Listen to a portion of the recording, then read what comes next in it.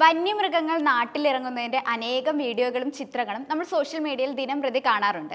വന്യമൃഗങ്ങൾ നാട്ടിലേക്ക് ഇറങ്ങുന്ന പ്രവണത ഇപ്പോൾ കൂടുതലാണ്. സാധാരണ നമ്മൾ കാണാറുള്ളത് കടുവ, പന്നി, ആന എന്നിവയൊക്കെ കാട് വിട്ട് നാട്ടിലേക്ക് ഇറങ്ങാറുള്ളതും അത്തരം വീഡിയോകളും മറ്റുമാണ്. എന്നാൽ ഇപ്പോൾ സോഷ്യൽ മീഡിയയിൽ വൈറലാവുന്നത് ഒരു പുതിയ അതിഥി നാട്ടിലേക്ക് എത്തിയിരിക്കുന്നതാണ്. കഴിഞ്ഞ ദിവസം മുംബൈയിലെ റോഡിലൂടെ ഒരു മുതലയാണ് റോഡിലൂടെ പോയത്. മുംബൈയിലെ Indian Institute of Technology Powai ക്യാമ്പസിലാണ് സംഭവം നടന്നത്.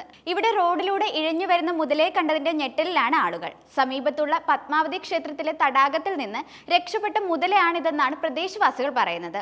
മുതല റോഡിലൂടെ ഇഴഞ്ഞു വരുന്നതടക്കമുള്ള ദൃശ്യങ്ങൾ ചുറ്റും നിന്നവർ ക്യാമറയിൽ പകർത്തുകയും സോഷ്യൽ മീഡിയയിൽ പങ്കുവെക്കുകയുമായിരുന്നു. പിന്നീട് വളരെ വേഗം തന്നെ ഈ വീഡിയോ സോഷ്യൽ മീഡിയയിൽ വൈറലാകുകയും ചെയ്തു.